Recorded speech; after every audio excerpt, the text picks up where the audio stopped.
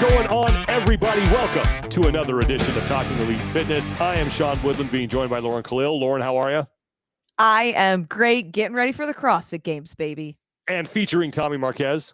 Tommy, what's up? Still crying over the fact that I haven't seen Deadpool and Wolverine, but I will fix that soon. Yes, I'm fixing that as well. I believe Friday. I think my wife is actually going to go to a movie with me. So is mine. This is a rarity.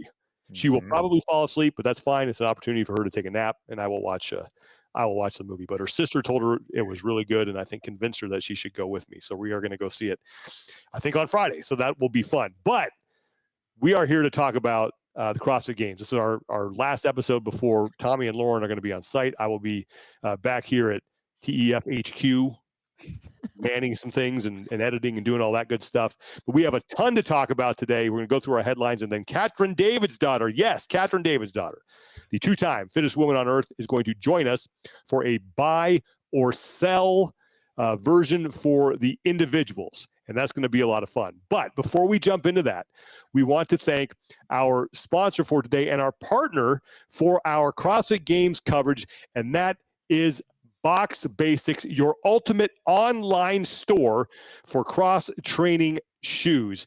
Right now, during the 2024 CrossFit Games, you can get a sweet 20% discount off everything. You just head over to shopboxbasics.com and use the code TEF. Their customer service is incredible. They are real people. Okay, and they're based right here in the United States with more than 500,000 orders shipped since 2013. They have you covered. In fact, they may actually show up at your door in person with your order and hand it to you. Oh, you're not lying. And the best part is, look, there's so many good options nowadays. Like back when we first started CrossFit, there were very few options for your training shoes. Yep. Now they're, Nike, Tier, Strike Movement, Reebok, and more. So you have a ton of options at your disposal, and you can get them all at Box Basics. You don't have to just stick to one. You can pick, and they also do exclusive releases just for Box Basics as well. So you get some special colorways and limited editions from all of the major brands in the sport. I mean, they're fantastic. We've worked with them before. Awesome crew. And it's not just shoes, a whole ton of apparel and gear, but man, we know we love shoes as CrossFitters. Oh. Okay, but want to know what else I love? What? They were speaking to my love language because they had a handwritten note inside my delivery box, and that will make me be a repeat customer every single time. Yeah, Justin and Steven are fantastic guys. Like I said, don't be shocked that if they show up at your door with your order and then invite themselves in and just then wind up cooking you dinner in your own house. Like that's how nice these guys are. Their customer service is fantastic. Shopboxbasics.com. Use our code TEF. You'll save 20% off any order, and they're going to be partnering with us throughout the games. We'll have some cool promotions that we'll be running with them. So we are super excited about them. So really check them out. Shopboxbasics.com. Okay, let's get into headlines because we've got a busy show. We're going to get through these. Some stuff about the games has happened. We have another event that was announced last week. There's going to be now a clean ladder that takes place. I think, is it event 7 or 8? I think it's event 8. It's after the cuts. Yep. It's going to be 30 people start. They go through 5 barbells. Then we cut down to 20. They go through 3 barbells. Or 5 barbells, and then it's like the final 10 go through 3, I think, with at 1 rep on each barbell. And Dave has a thing on his Instagram you can go check out where he writes it down on a legal pad, and there's a competition to where if you can guess the weights, and you can win a prize. But interesting to me that this one is taking place after the cuts. I think that might stir up a little bit of controversy because people might say, well, why didn't you why are we quote unquote testing strength before we cut down to 30? But other than that, I love this format. I think it's going to be exciting. And looking forward to seeing how it plays out. Yeah. I can't wait to see the weights on the barbell. And in our latest episode of Death By, they kind of talked about the scenarios of if it's too heavy, if it's too light, what is the perfect weight? So it'll be really interesting. I hope they don't find out until they basically get to the floor, though, what the weights are. Well, in warm-up area. Tell them in the warm-up, but not much before. I can see both sides of the cuts equation, but I do think for at least 30 athletes going through, I'm more okay with it. You know, Mm-hmm. Yeah. like for generally speaking, for the bottom 10 athletes at the games, when you're talking about relative to the elites in the sport, there's more that you need to work on than just strength. So it's less of an issue for me that they don't get to take that test. Across the board, I'm more for letting all the athletes take all of the tests. That's how Yeah. you, to me, that's how you have the best reference point for a complete test. But with at least 30 going, like I understand the limitations and time windows and things that you're trying to fit into. So yeah, this makes a little bit more sense. I'm nitpicking here. Like I think this is going to be a great event. And is this the one that I don't know if this is going to be on ESPN or not. I don't know the time that's going to be on. But anyway, I think it's going to be a fun event to watch. I love the elimination thing. And getting back to the weights, is that there's a fine line here. Like you want to have something challenging that maybe some people can't do in that final heat, but you definitely want to get 3 or 4 through because it should be that difficult. Yeah. This is about testing the athletes, not showcasing them, but you don't want it where all 10 of your athletes are just like, which I don't think is going to happen, but you do want to see a handful of people get through. It would be okay if half the field gets pinned, but you don't want more than that, I think. But that's why they test all this stuff. That's why people a lot better at coming up with events than us are the ones coming up with this. Another thing that got put out there, and this was also on Dave Castro's Instagram, is that we have a video of now Trista Smith, who is doing she's one of the demo team athletes going through Chad, and it's just a video of her going up and over the box. So this to me this is now the twist, is that you're going to go up and over. This shows that they learned their lesson from quarterfinals. Like if we're going to judge this at the games, let's just make it a binary choice. Did you or did you not get over the box? You did. That's a good rep. No worry about standing up. Were the hips open? All that stuff. This makes it, I think, a lot easier to judge, and we can now forget about what happened in quarterfinals. What's interesting though is she is like standing up all the way. Yeah. So, yeah, but when you have the backpack with weight, like what would that do to your lower back if you stayed hunched or like crouched down the whole time, you know? yeah, that's a good point. Well, Lauren, you brought up the point about footwear, like right away. Yeah, but now that I'm watching it full screen, it just looks like her knee sleeves. But originally I was like, oh, is she in boots? But like then her shoes are white, which I didn't see when I looked on my iPhone. So maybe not. But yeah, at first I thought she was in cowboy boots. Anyway, or look, I thought military boots at first with the way they hiked up, and I'm like, that would be that could be a twist that they throw different. at, you know? Yeah. But footwear athletes are so particular about. So. And she does look like she's trying to stand up at the top. I would be, why put in the step over if you're going to demand them to get full extension? Yeah, it's possible that she's doing the extension just to have like a release on her back, Sure. or let the structure hold the bag for a second. But I like that. I like the fact that they're going to step over. It's going to make it easy for everybody. Makes it easier on the judges. Now, really, all you have to do is count. Like, I don't know what goes wrong. Like if you touch the box with your hands or something, then that's a no rep. If you jump down, obviously that's going to be a no rep. Stuff like that. But it's not. Were your hips and shoulders completely in line with everything else? Like we can forget about all that stuff. Another thing that happened this past week that stirred up some controversy is that Dave, in an interview with Matt O'Keefe, mentioned a top training camp award that they're thinking about doing. And that caught fire, and a lot of people had things to say about it. And you talked about it, Lauren, with a panel on Death By. And in Dave's defense, this was something where he did say, hey, we're thinking about this. If you have any ideas, let me know. But people immediately reacted. And I understand why, because Dave has sort of become the de facto spokesperson. He's the one who's breaking news. This would not be something that's out of the ordinary for them, as far as we're just going to announce something and just decide to do it. So I understand why there was sort of this knee-jerk, very I don't want to say hostile reaction, but spirited reaction from the community. I don't think this is necessarily a bad thing, but I just think all the training camps just want to know, okay, well, if this is going to be an award, how's it going to work? What are the rules? Who's eligible? And it's something that if you're really going to do it, let's say, hey, we're thinking about this. Let's explore some ideas, and then let's not implement it until next year when we actually have a plan. Mm-hmm. Yeah. Yeah, I would say there is a lot of negativity out there around it, and I understand to the extent that things need to be flushed out, but I'm always in the camp of let us know the rules and what's going to happen ahead of time at the beginning of the season, not as like, hey, guess what? We're also doing this, and the details aren't very clear. Yeah, I think we were talking about the professionalization of the sport, which is a constant ongoing discussion with all of the changes.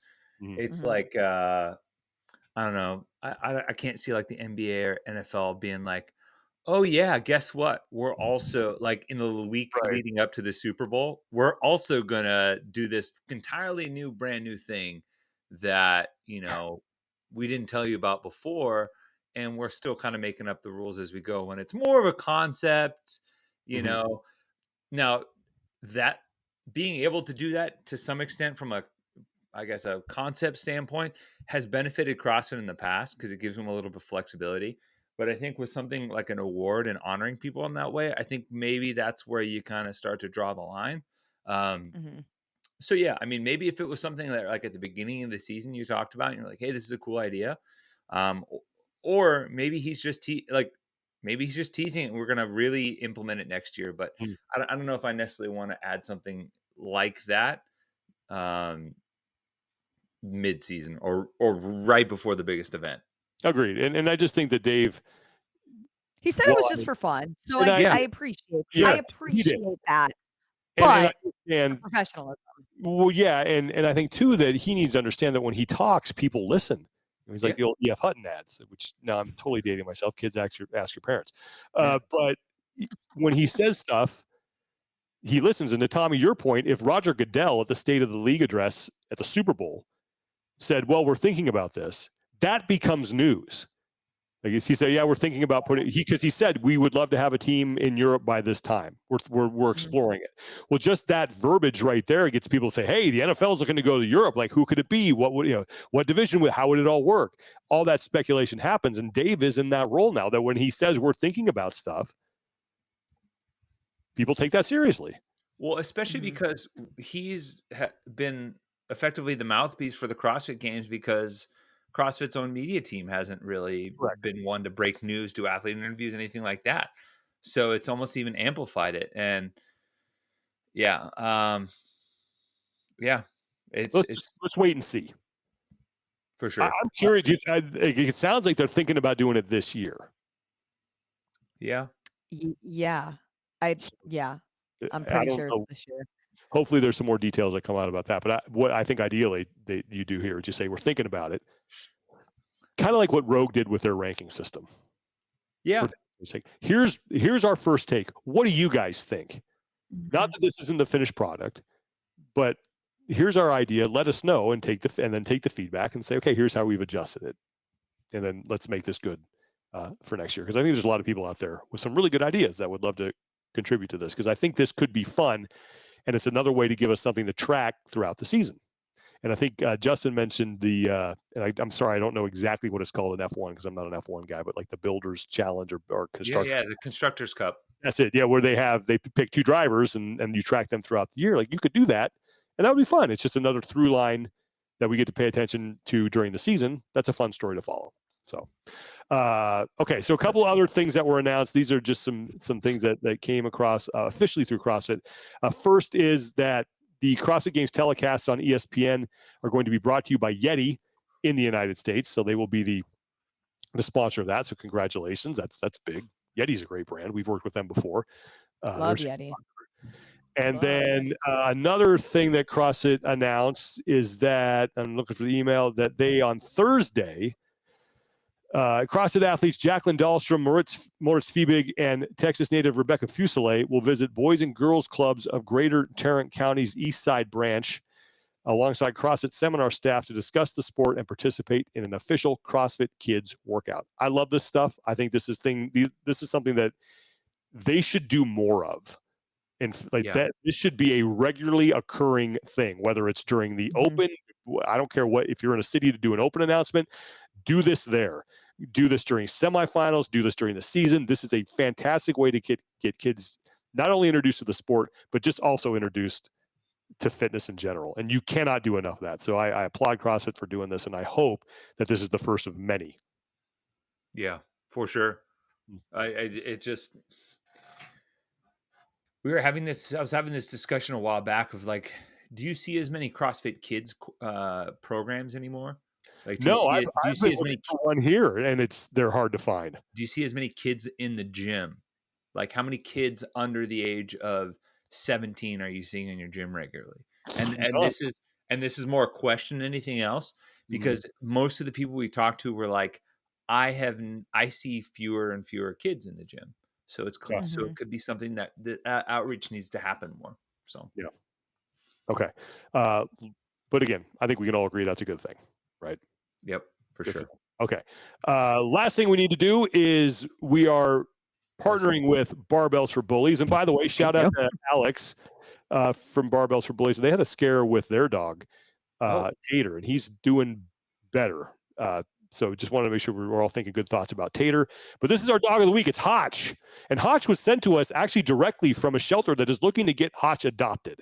And he has his own Instagram page. It's at adopt.horticulturehotch. That's where he's at the Austin Animal Center. That's at Austin Animal Center. So in Texas. Loves toys. He's good in the car, likes walks, snuggly, loves people. And he has his own little fan club here. So he's a quiet, house-trained pup who loves his toys and his walks. He's looking for social humans who love to enjoy all the local haunts Austin has to offer.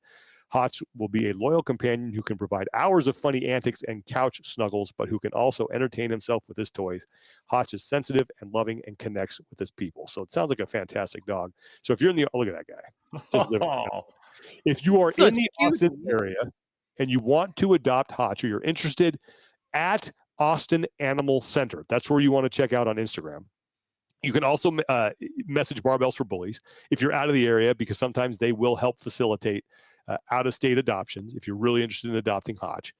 And look, if you have a dog in your local area that you want to get adopted, send them to us. We are happy to get the word out and work with Barbells for Bullies to make that happen. So at Austin Animal Center, and you can adopt Hotch. Any dog that has his own Instagram, come on. Oh, get this dog a home, a forever home. It's a great name, Hotch. Yes. Yeah. All right. That's it. Go ahead, Tommy. I was just laughing because did you see the meme that Wooly posted today? I may have. No. Oh, with the Wolverine with Castro? No. He's like, I think he's like trying to get blocked by Castro. Where it was like, he was already blocked by Castro. Yeah. Well, his other account. Yeah, because Dave did an interview with CNN Sport, and he said, "I don't do this to be popular. I don't do this to make friends. I don't do this to have a lot of followers on Instagram. I'm not doing this to further my popularity." And then also, Dave, here's a game shirt with my logo on it, and it's got like the TDC thing, and also, and this is all in good fun, right? Like, TDC stands for the Dave Castro. Yes, it does. Like, you don't put the in front of that. You could have just been Dave Castro. I love both. Like, Dave and John are both good people. I'd love to see that. Let's mend that fence and try to get those two. I want to see them battle it out. I don't even know if there's like actual bad blood. I just like. I think John just likes to have fun with it. They're both sassy and it's funny. Yeah, it is. It's good stuff. But I'm glad John. I hate that John's page got taken down, and I'll give him another shout out. If you're not watching him on his constantly varied conversations, you're missing out. He does such a good job of objectively looking at things, trying to provide as complete a picture as possible while giving his own opinion in a way that is not over the top, and it really does sort of instigate, I think, some good conversations. So you should definitely check John out. He's doing some great work. So shout out to John Woolley. And thanks for making us laugh, too. He's just a fantastic guy. All right, that's going to do it for our headlines this week.